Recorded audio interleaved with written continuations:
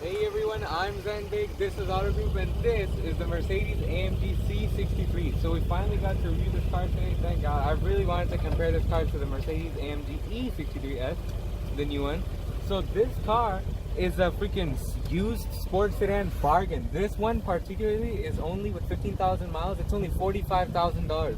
This is a non-S, so it makes 470 horsepower and some pound-feet of torque right around that number.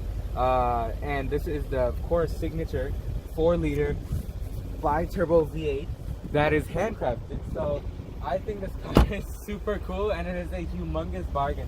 Like, you can get so many economy cars these days that start at 35,000 or something, like a Toyota Avalon or maybe like a Nissan Maxima, and when you load them up they almost get to like 44,000, 45,000, and then this car is only this much, which is like the same price, and it has a 470 horsepower bi-turbo V8 from Mercedes. So you're getting a prestigious brand and an excellent car.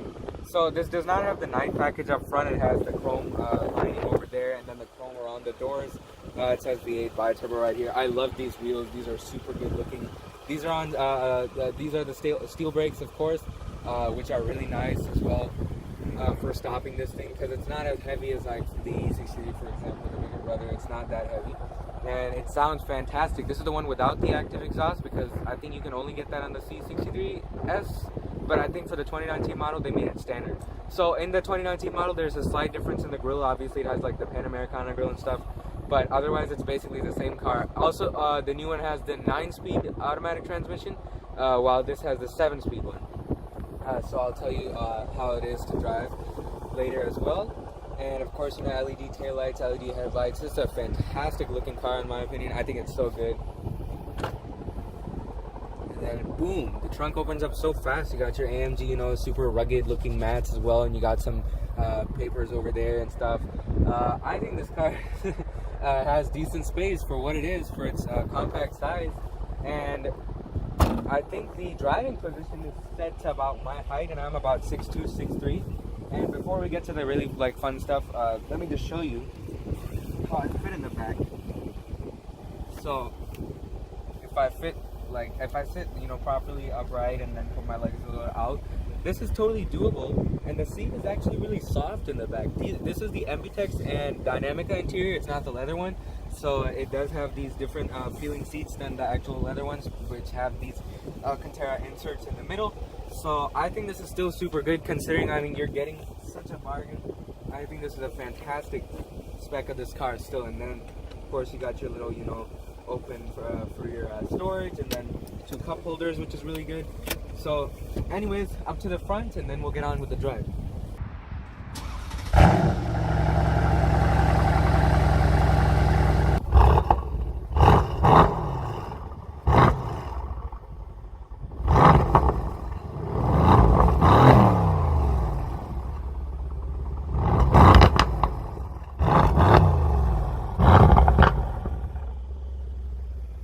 It makes so many crackles and pops, that's insane. This is the non-active one too, the non-active exhaust one, and it's still making all these lovely noises, so I think that's really good.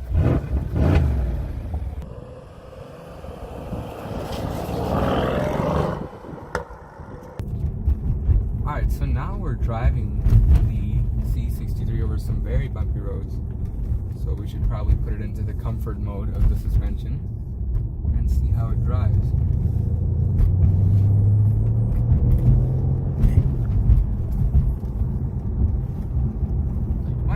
Quite a direct steering feel. This car is rear-wheel drive, so it has much more accurate response than its heavier all-wheel drive brother, the E63.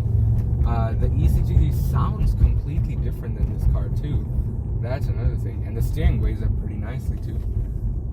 Now it is in Sport Plus over some more bumpy roads, and it is pretty nice and narrow up front. Like, you could see the hood from both sides and all the lines in it, which is really good.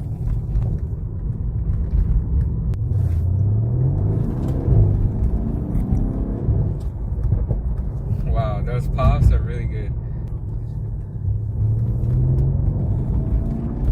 This car drives totally, it has a separate personality than the E63, totally separate. The steering is also super big and buff, you know, in your hands, and it's nice, you know, leather stitching.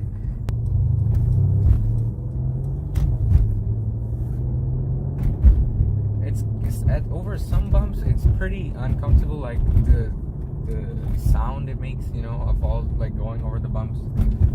But if you put it in its soft mode again, like this, it should lessen quite a bit. This is not air suspension like the E63 was, but it's still pretty good.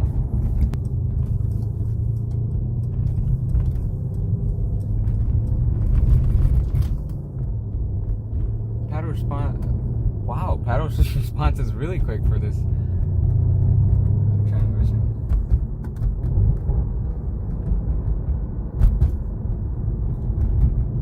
I'm very impressed by the way that paddle shifts respond.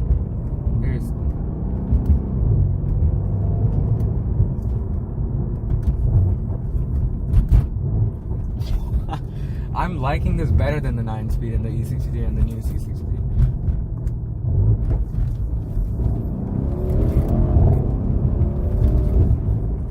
Very nice.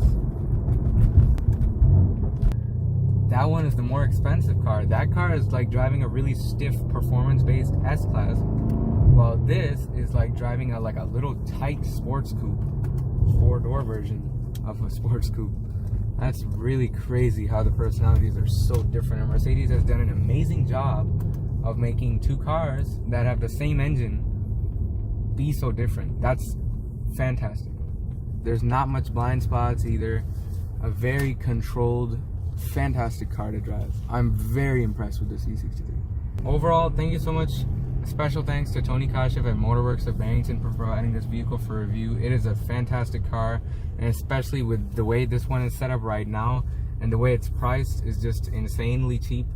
Thank you so much for watching this episode of Auto Group. Make sure to like and subscribe for weekly videos, and we'll see you guys in the next one. जाओ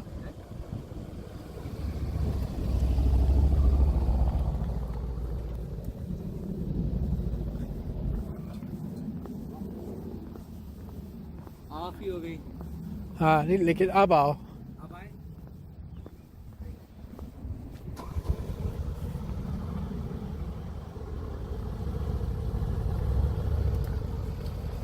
Hey everyone, I'm Zain Baig. This is Auto Group, and this is the